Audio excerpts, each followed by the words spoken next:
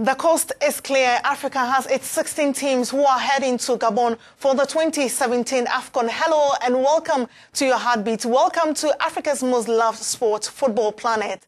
Today's show is everything AFCON 2017. We will go to Gabon, the host nation, and talk political stability. We are also going to give you first-hand account from the weekend's games. It is a packed show ahead, all coming to you from our studios here in Pointe-Noire, Congo. So with few months to go for the Africa Cup of Nations, there are fears an unstable political climate in Gabon could throw plans for the games into disarray. Hosting the games for the first time as co-host with Equatorial Guinea in 2012, they beat Algeria and Ghana to the right. We are glad to have Freddie Kula, a Gabonese sports journalist, who will bring some perspective to the issue. Freddie, thanks for joining me here on Football Planet. Are the people worried about what is going on? There are growing concerns. We have been having riots for 3 days now, and the situation is chaotic. But these type of events never last, because we've already witnessed similar events in 2009 and they never lasted.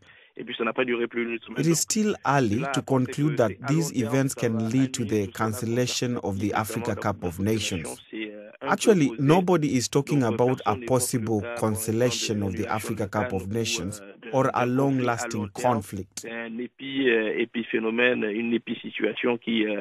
We have got just 18 months left to the Africa Cup of Nations.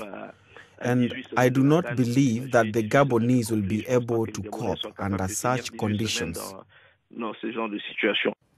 Freddie, tell me, what's the state of the facilities earmarked for the tournament?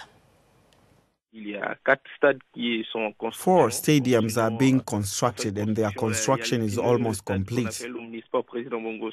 The Omar Bongo Multipurpose Stadium, one of the largest, was opened in 2012, just before the Nations Cup. It was broken, but now it is being reconstructed. The stadium in Franceville is being reconstructed also and will be completed soon.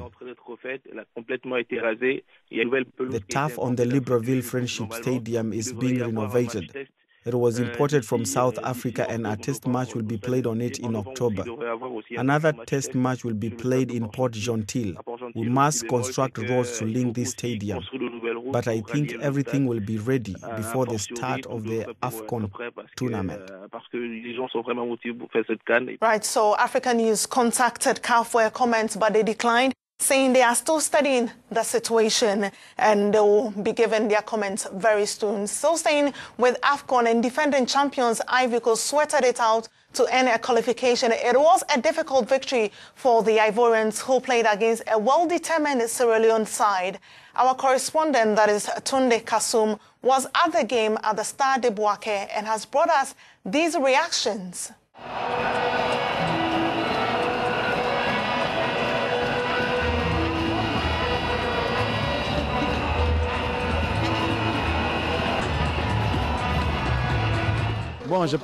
I'm not used to talking about my club being here in Ivory Coast, but what I can say is that I'm comfortable there, and with the help of the staff and my teammates, I'm really feeling good there. Yeah, I'm happy that the team has qualified because it gives us a chance to defend our title as African champions. The qualification has come hard this time round, but that won't stop us from winning. Some years ago, we easily qualified, but never got to win the title. We wanted to wait for a while and let the opposing team play against us. As you notice, it was a good first half, high pressing, and I think the second half was the opposite. We allowed our opponents to play. They struggled because it was like attack-defense. But I'm more focused on the positive side, the fact that we have already qualified. Le ciel a failli nous tomber sur la tête, quoi. The sky almost fell on our heads.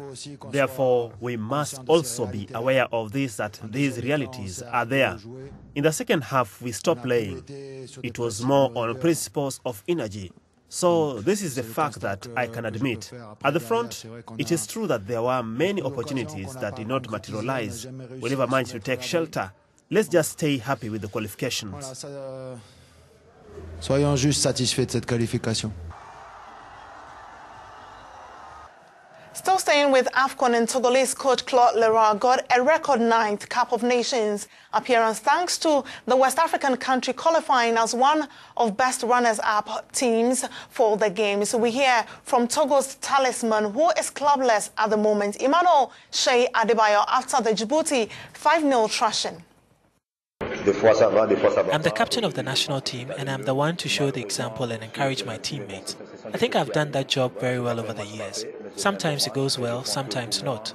But today was a good day. Personally, I haven't had a perfect game, but just a good game. I'd like to score that penalty, but it's football. I'm delighted to have qualified. I am very happy to be part once again of the squad that qualified Togo for AFCON. I always play with happiness for my country, and I love to do that. When you see Shea play 90 minutes without any injury despite not being attached to a club, that's because I prepare for my games in very good conditions. So the atmosphere at the Mandela Stadium in Kampala said it all. The East African nation had waited 38 years for this, and when it mattered, they rose to the occasion. Uganda qualified to Gabon 2017, courtesy a 1-0 victory of Comoros, thanks to a 35th-minute goal from Faruku Mia. We have some reactions from the game that has turned the whole country into a joyous mood.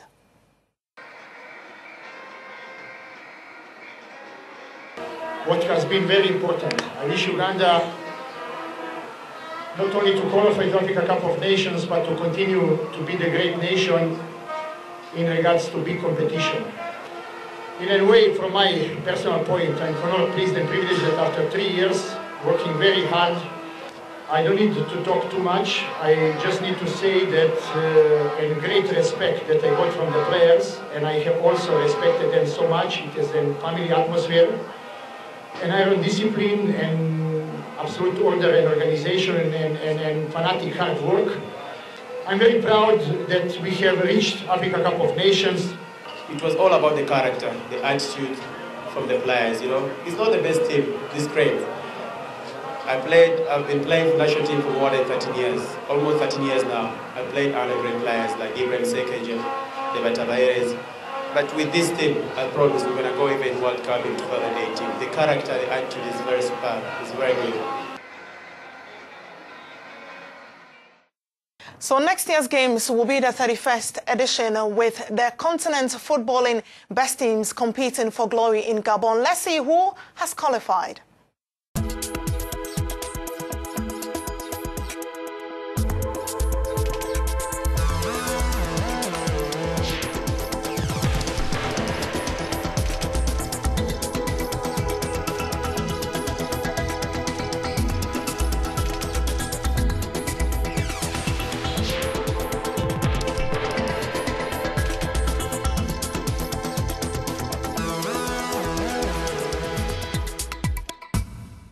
So Uganda's qualification at the hands of Comoros sparked a social media outpour of comments, mostly reveling in the victory. We have selected some of them for you. This one comes from Benjai Edwards, who says, "Dear bosses, forgive us if we arrive late this week. The celebration cannot end for at least a week. There's no sleeping in Uganda."